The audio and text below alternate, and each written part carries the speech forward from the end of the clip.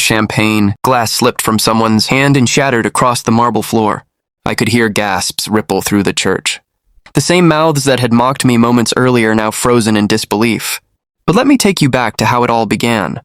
Before the designer dresses, the sneers, and the moment the truth shattered their perfect little world. My name is Olivia Carter.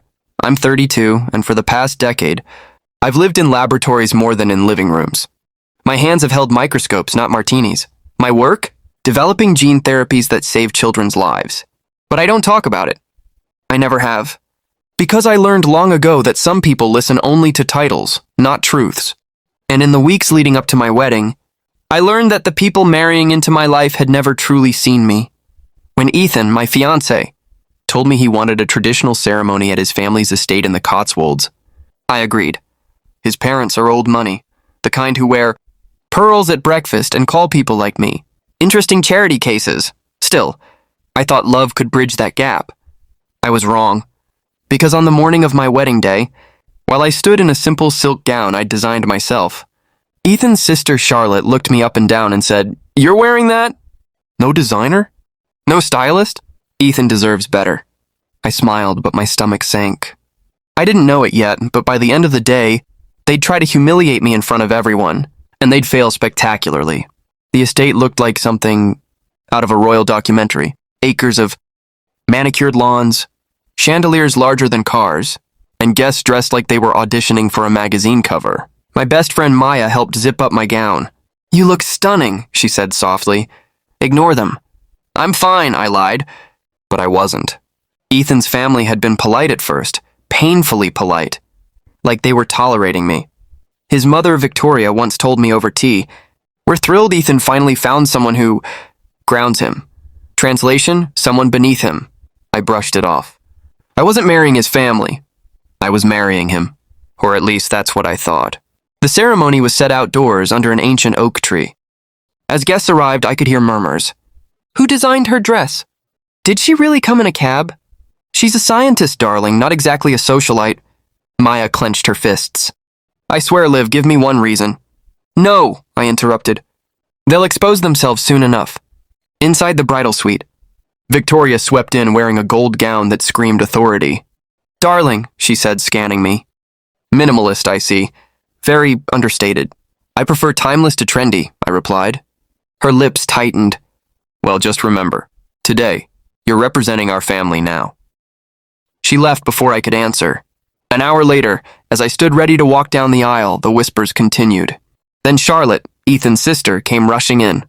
"Quick problem," she said, pretending to be helpful. "The musicians say the playlist changed." "Apparently you requested something." "Unconventional." I frowned. "No, I didn't." She smirked. "Well, it's your day. I'm sure people won't mind a little chaos." My stomach dropped. I knew she was up to something, but I had no proof. As I stepped into the sunlight, arm linked with my father's, the music began. Not a soft wedding march, a pop song remix blasting through expensive speakers. Gasps, laughter, people whispering. I froze mid-step, heart pounding. My father squeezed my hand. "Ignore them, Liv, you walk like the queen you are." So I did. Every step deliberate, every breath steady. The laughter faded. I reached Ethan, who looked mortified. "I don't know what happened," he whispered. I just nodded. "I'd deal with it later." After the ceremony, during the reception, things got worse. Charlotte clinked her glass.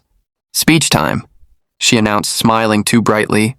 "I'd like to toast my new sister-in-law and the brilliant, humble doctor." People turned toward me. "Tell us, Olivia," Charlotte continued sweetly. "What kind of doctor are you again?" "Dermatology? Dentistry?" The crowd chuckled. My cheeks flushed. "Genetic oncology," I said calmly.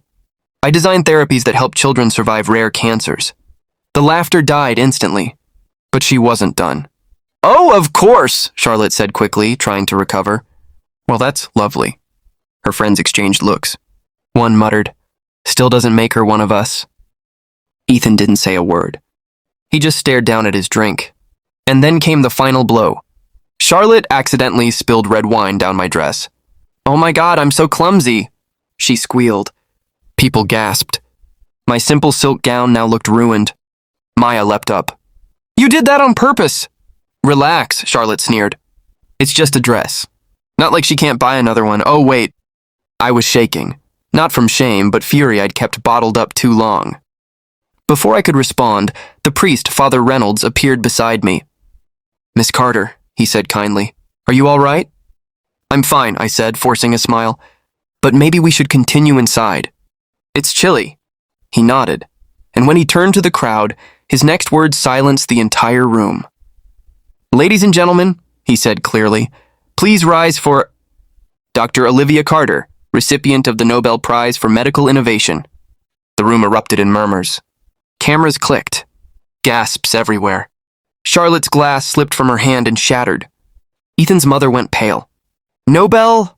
she whispered. I turned to her, voice steady, for the therapy that cured her niece's leukemia. "You sent me flowers, remember?" Her mouth opened, but no words came out. Ethan finally spoke. "Olivia, why didn't you tell me?" "Because I didn't need you to love me for it," I said softly. "I needed you to love me despite it." The crowd was silent. The same people who'd laughed were now staring, ashamed. Victoria stepped forward, eyes wet. "Olivia, I held up a hand.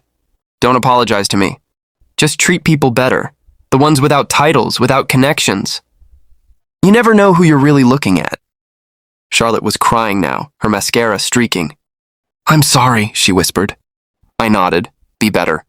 That's all." Later, when Ethan and I danced under the fairy lights, he looked at me with a mix of awe and guilt. "You're incredible," he said. I smiled. "No, just human. Because at the end of the day, that's the real lesson. You can mock someone's dress, their background, their accent.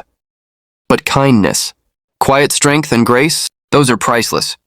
And sometimes, the most powerful people in the room are the ones who never feel the need to prove it."